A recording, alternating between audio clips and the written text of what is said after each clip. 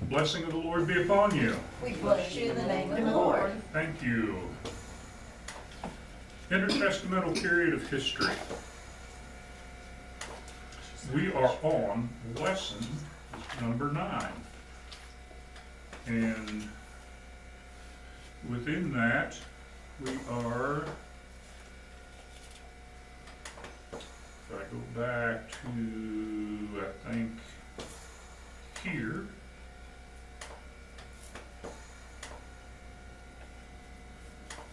I needed to go just a little bit more. There we go.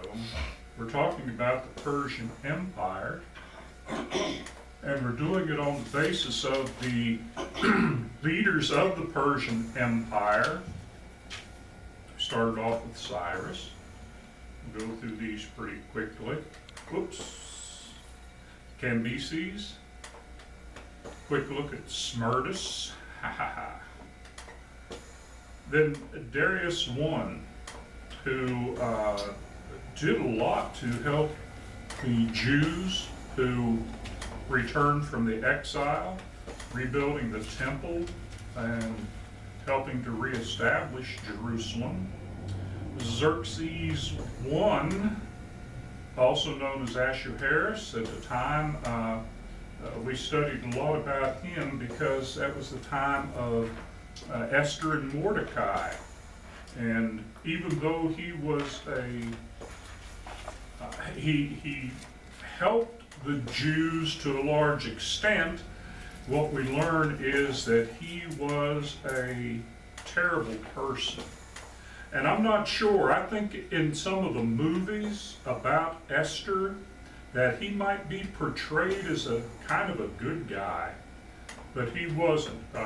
History says all that we know of the further course of the reign of Xerxes, or Ahasuerus, is but one unbroken tale of debauchery and bloodshed. Okay, and you can see the rest of that. He was a terrible person, but some good things happened in his reign toward the people, the Jewish people, and for the history of Judea. Then you have Artaxerxes I, and I believe this is who we looked at last week, was it not? Yes. And he was the son of Xerxes, grandson of Darius I, and he lived in the time and reigned in the time of Ezra and Nehemiah. So we spent all of last week looking at his profile, so to speak, his historical account, and how we paid particular attention to the book of Ezra and somewhat of the book of Nehemiah to get a handle on those accounts. And so today we look at Darius II Ochus, or Ochus. I don't care how you pronounce it. I won't say that name very often in our study.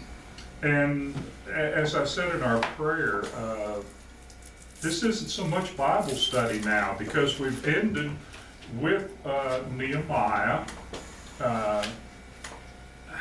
and we studied Malachi. So we're down to the end of the Old Testament historical and prophetic period, heading into the 400 years of silence. Remember, I told you the first 100 years of the Persian Empire, you have biblical account of it. The next 100 years, starting with Darius II and going down to the beginning of the Greek Empire, that 100 years, it's silent in the Bible. So we have to go with secular history. And what we learn about Darius II is that he was the son of Artaxerxes I by a Babylonian concubine.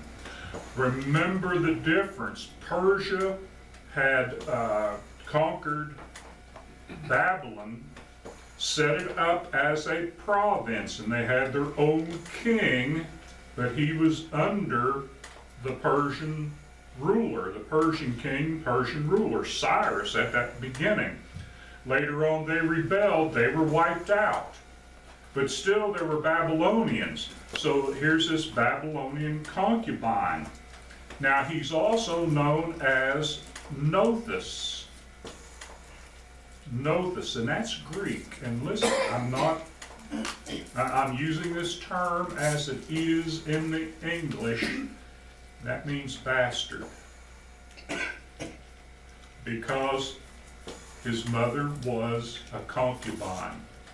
They weren't married, but here he is, he becomes the king, and that's how they refer to him. The Greeks especially refer to him as that. So, he was dominated because of this. He may not have grown up in the court of the Persians, Artaxerxes I, whatever reason, whatever account. But as he becomes king, he's dominated by court officials and, catch this, by his half-sister who is also his wife. And she is the cruel and ambitious Artaxerxes. That's her name. She's cruel and she's ambitious. So he may not have all the tools to be a ruler, so he's swayed by these different peoples. This led to corruption in the Achaemenid court. Achaemenid, that's just an ancient name for Persia.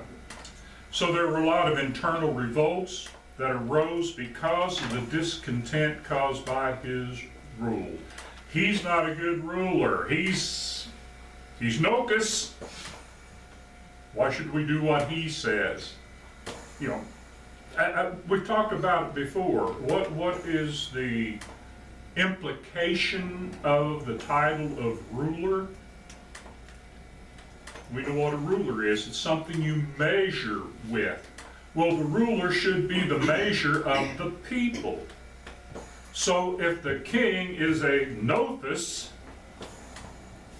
and the people say, he's not a very good measure of what people ought to be. He ought to be a shining example. That's why, you know, the Bible talks about rulers should be good people. When you have evil rulers, what happens? Your country goes bad. Anyway, you can imagine the revolts it caused, the discontent. You can imagine the people who then tried to get rid of him to take the kingdom. And you'd have, well, here'd be some evil people, and they'd say, hey, we like him, he's evil because we can get on his side. And here's some good people who don't like what's going on. You know, everybody's going to be against him to a large degree. Now, after Sparta defeated the Athenians at Syracuse in 413 BC, Darius moved to retake cities on the coast of Asia Minor that had been under Athenian control since 448 BC. So that was, what, 35 years earlier, and that would be under Artaxerxes. Artaxerxes had lost control of those areas. And if you remember the map, let's see, it probably wouldn't hurt to just go back and catch that map. And what we're talking about is, get the little pointer, this area right in here. Oh, you can see that Persia stretches from the Indus River all the way to Asia Minor, correct? Mm-hmm. And here's the Hellespont in this area, but they're constantly fighting, going back and forth here. And what they want to do is control this area and this area for trade. Because then you can put tariffs and tax the trade that goes through there, and it makes the nations rich. And so in the course of Artaxerxes' reign, the Grecian states come and take this area again. They lose this. The Egyptians kind of get some control here. So what Darius II does, he gets control back of this area. That's one of his big things.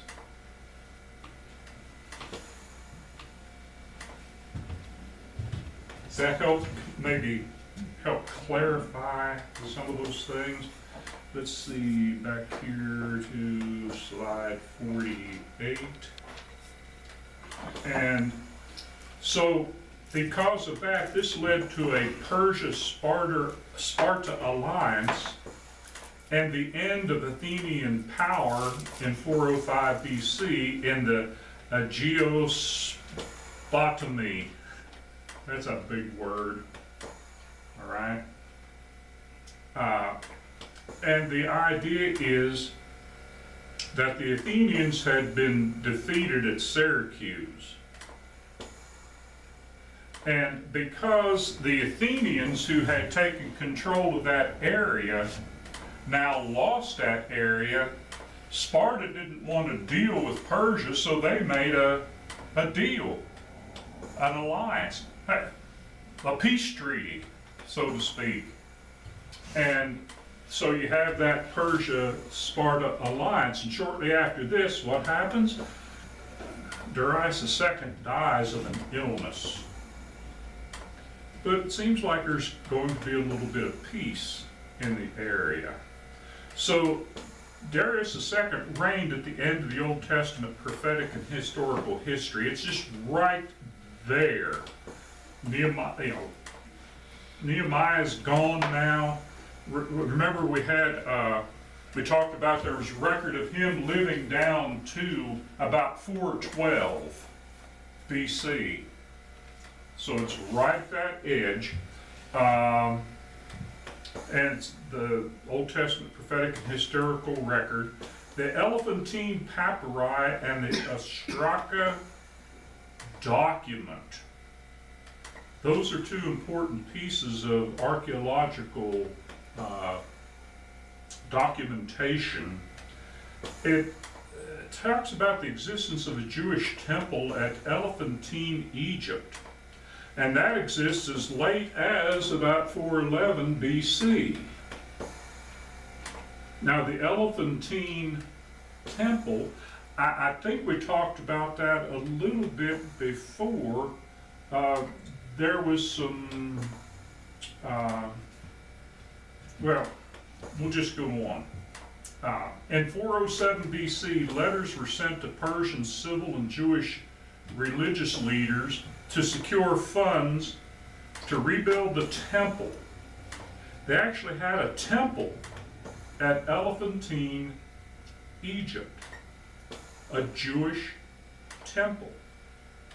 So the temple in Jerusalem had been destroyed by Nebuchadnezzar in 586 BC. The Jews who were not exiled to Babylon, but actually escaped and went to Egypt. Jeremiah would have been in that group. When they get there, they're around Alexandria, Egypt, and another place called Elephantine, and there they built a temple to worship Yahweh. Well, in the course of these different wars that are going on between the Egyptians and the Persians, the Babylonians at first, and then the Persians, this temple gets damaged. pretty much destroyed. So what they want to do, they want to rebuild this temple. So this letter is sent to them to get funds to do that because it was damaged by an anti-Jewish rampage in the Elephantine community. Anti-Semitism. Well, really it's anti-Jewish because the Palestinians are Semitic, the Arabs are Semitic, all those people are Semitic in their origins, but really it's anti-Jewish. So in the mid-4th century BC, the temple at Elephantine had ceased to function, and excavations reveal the Khnum temple under Nectanebo II, 360 to 343, was eventually built over this site. That's how they know about it, because archaeologists who are examining this site, doing digs at this site, have found the Elephantine site and have found evidence of it. So that's all in this time period that some of these things are happening. So Darius II continued the policy of religious freedom in the empire, but he was a devotee of Zoroastrianism and promoted the cult throughout the realm. He didn't crack down on and stop people from worshiping what they wanted to worship, but he promoted Zoroastrianism. Now, you can look up and study. Zoroastrianism is considered to a large degree a monotheistic religion, yet it separates, it's more of a Gnostic type. Yeah, there's one God, but that one God created two lesser gods, one a God of good and one a God of evil, and they're continually fighting. So really, in essence, it's a dualistic. There's a God of good and a God of evil, and they're fighting. And that's totally different than what the Bible teaches. That God created everything good, and then evil came out. All right. So, I think that's all we have on Darius II. Yeah. Do you have any questions on Darius II? Not much to say about him. Like I say, there's nothing biblical, really. Now, Artaxerxes II. Who would be Artaxerxes III if they recognized that Smyrna was Artaxerxes 0 or 1 or X? Anyway, but he is called Menem, which is mindful. And have you ever heard of mnemonics? That's where you take some, for example, Psalm 119. Do you realize that that is the Hebrew alphabet? 22 of the 23 letters of the Hebrew alphabet. It starts off with Aleph, Bet, Gimel, Dalet, Hey. But each 8-line octet of Psalm 119 begins with a letter of the Hebrew alphabet. So Psalm 119 verse 1 begins with Aleph, or Aleph. Verse 9 would begin with Bet, on down through. There's 22 of them, even though there's 23, because they for some reason, Shin and Sin, or Sin and Shin, are together. And if you look at it, it's the only difference is, okay, it's like a U, and Sin has a dot over the left hand, and Shin has a dot over the right hand. but it comes up with 176 verses, right?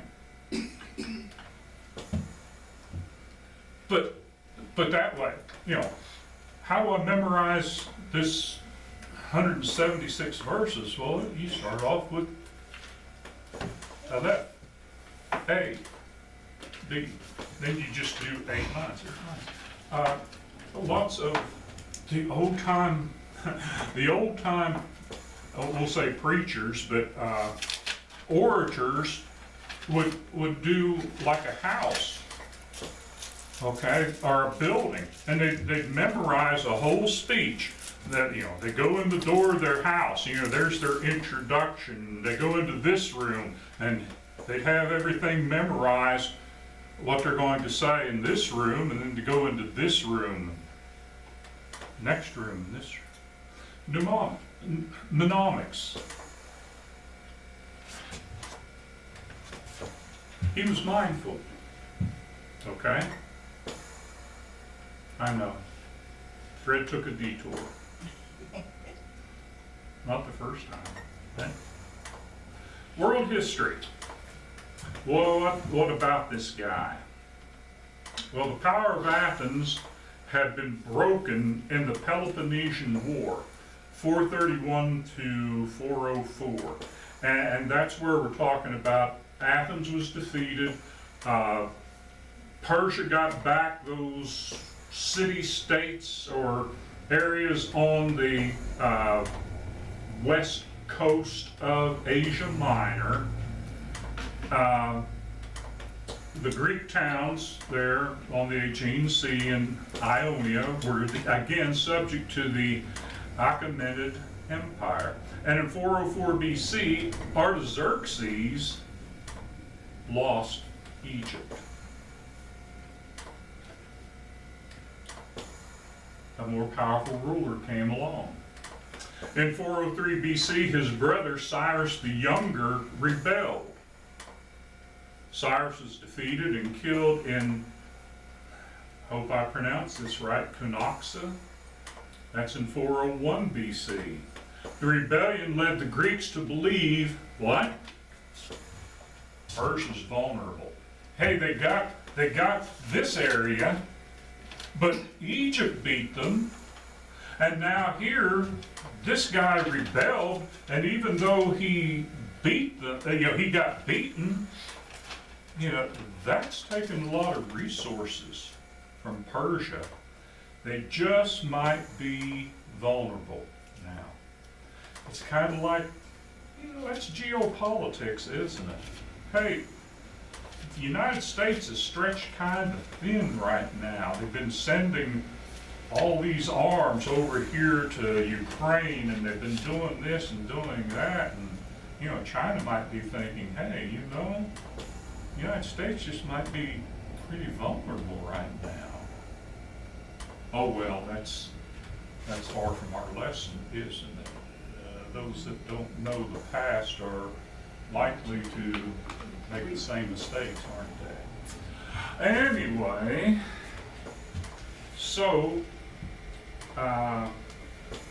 in 386, Athens was compelled to accept the king's peace, or the peace of Antalcidas. Oh, that's a big word. Antalcidas. Right.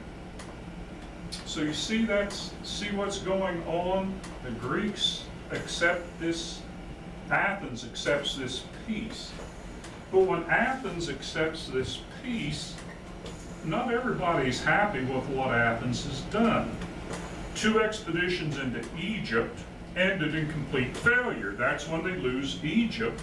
And Artaxerxes further promoted Zoroastrianism in Persia, introduced image worship, setting up statues of deities of the old popular Iranian religion that had been neglected. That's that Zoroastrianism. And even though sometimes from what I understand, they have images of the chief god, now he's setting up images of the lesser gods.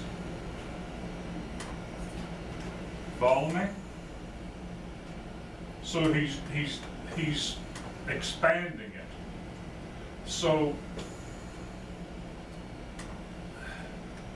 all this is coming down to this point where the Greeks are thinking, hey, maybe we can do something here.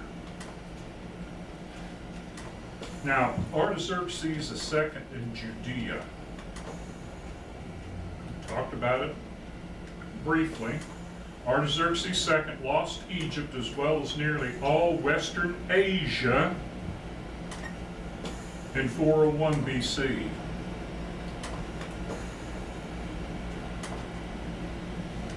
All of Egypt, and when they lost Egypt, what did they also lose? Western Asia. Well, what's Western Asia?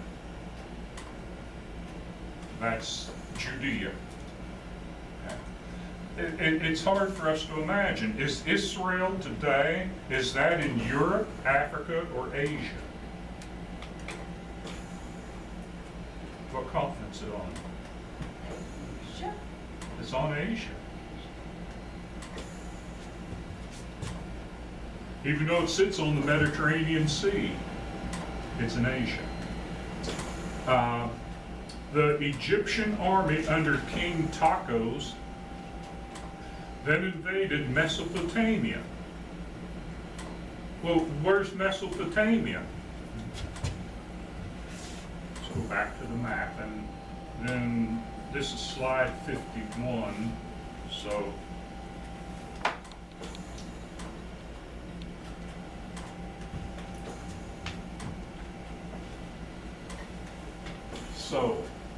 the king of Egypt, they get this area, and what he does, he attacks this area.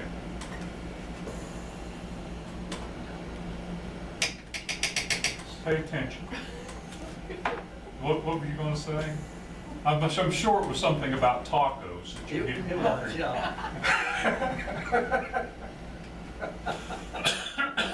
Okay. But why would this be important?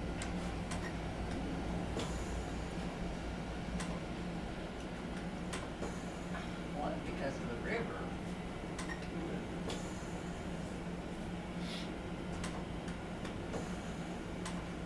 If you take this area, you cut off from here all of this.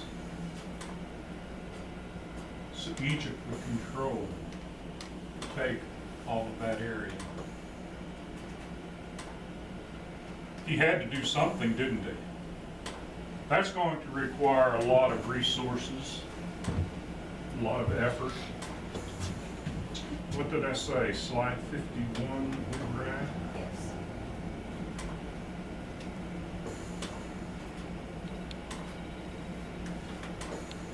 So, what happens? A revolt in Egypt compelled Ochus to abandon his invasion, and not only abandon his invasion, but surrender his kingdom. So he's out of the way. Well, that allows Artaxerxes II then to be able to reconquer the western satrapies, or satrapy, however you want to pronounce it. He goes back in and takes everything back to Egypt, but he takes Judea back. And that's the main thing, is we're looking, how is he interacting? What influence does he have on Judea, Jerusalem, and the Jews that had been exiled? So you understand what I'm focusing on here. He goes back, he recaptures some of that. Now, a growing number of scholars date Ezra's mission in the 7th year of his reign, in 397 BC.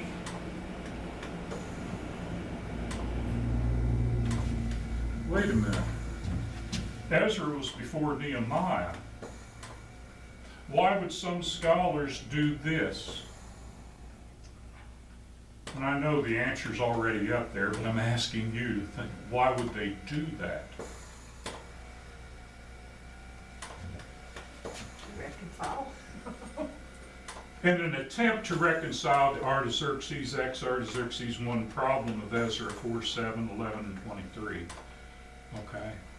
If they don't accept Smerdis as that Artaxerxes who said stop rebuilding the temple, then they've got to make a Xerxes or an Artaxerxes that person. But they skip over Artaxerxes I, don't they? So what does that do? That leaves a period of, what, maybe 50 years? You take that 50-year period out, what does that do to the rest of the historical account? Makes it all. They It- can't. Yeah, now you've got so many things that it presents problems for. Right? So you try to solve a problem like this and you create more problems. And that's why there's a disconnect about, well, when did the Jews actually go back? Well, it must have been 50 years later. It couldn't have been 330, couldn't have been 536. Couldn't have been 536. It must have been more like 586 or 386, 486. 486. Could be. It's the same thing that happens with they get pharaohs mixed up. Well, the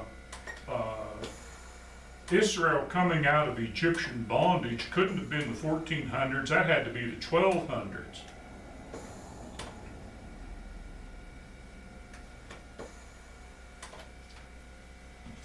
Doesn't work. Creates more problems. But you understand. You know, we've talked about it, and if you understand it, you come along, somebody's saying this, and then they're giving you a different time frame. Understand, that's their opinion. They're entitled to it, but what are the proofs of it? What's Occam's razor? What's the most reasonable, logical explanation? I think it's that Smerdis was that first Artaxerxes. And someone just got it mixed up when they were writing or copying manuscripts and whatever to give that. Understood? Okay, what have we got next here? Artaxerxes in world history. Artaxerxes III executed dozens of his siblings to solidify his power. Still, he had to put down revolts everywhere in the empire. His first attempt to reconquer Egypt, which was 352 to 350 BC, failed. This led to the Sidonian Phoenician revolt in 350 to 345 BC. What does that mean? It means when he failed to take Egypt, those areas that were not necessarily Judah, in that strip, what we were calling Western Asia, okay? They revolted. He's weak. They revolted. Do you suppose maybe Judea went with them? Don't know. Don't have too much of a history on that. But this led to that type of a revolt, and Artaxerxes III destroyed Sidon in 345 BC. Remember what Sidon was? That was kind of a port that was built out and had a causeway to it and was supposed to be impregnable. but it was destroyed several times. So in 344, 43 BC, his second attempt to reconquer Egypt was was successful. He finally beat the Egyptians. This put the small Greek city-states in peril. Because if he beat the Egyptians, what could he do to them? Unable to form a coalition. So this is where the Greek city-states, Sparta, Athens, we'll say Corinth, I'm not sure of all of them, but all the ones we begin reading about in history, they're all looking at, hey, what are we going to do now?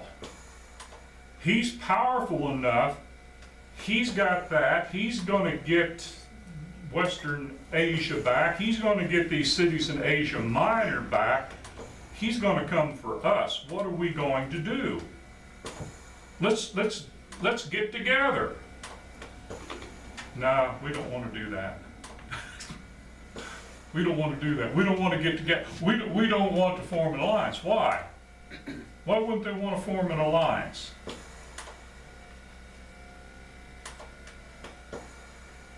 Well, that'd make him even more angry, right? Case in point. Russia didn't, after the fall of the Iron Curtain, the Berlin Wall, the United States and European leaders promised the Russians that NATO would not expand into Europe, Eastern Europe. All right? So what has happened since then? NATO's expanded into Europe. Okay, but not into these nations. And what they do, they went and expanded to Georgia. Do not take Ukraine. Don't annex Ukraine into NATO. Well, they were thinking about it, and that's why he invaded. Well, you can understand what they're thinking. If we do an alliance, that'll upset them even more. They definitely will come after us. So instead of creating an alliance among themselves, what did they do? They formed an alliance with Persia. In other words, they made a treaty. We'll work together. Well, what did that do? Philip of Macedon perceived that as a threat. Now, what was the difference between Greece and Macedon? Greece was those city-states down on the Mediterranean. Macedon was that area on the top, basically Macedonia today. Okay?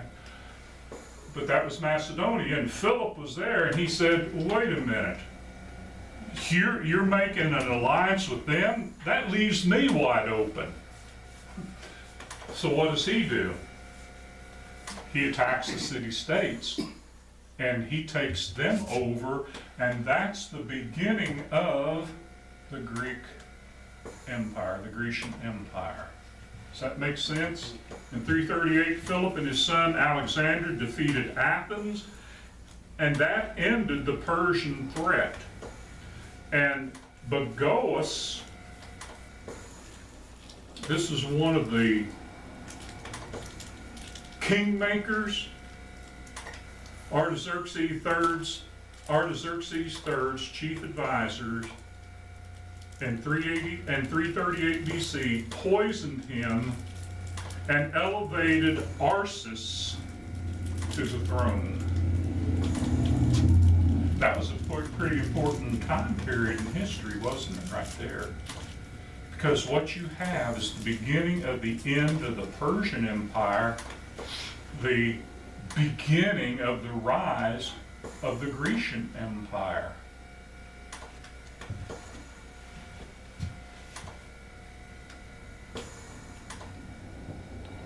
Early church historians wrote that due to the Egyptian-Phoenician uprisings, Artaxerxes III exiled large numbers of Jews to Hyrcania. a region south of the Caspian Sea. Remember where the Caspian Sea was? Let's see, that's slide 54.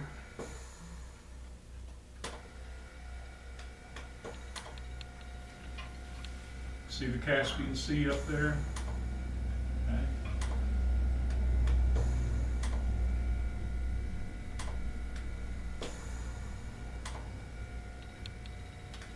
No evidence of this exile appears in Jewish tradition,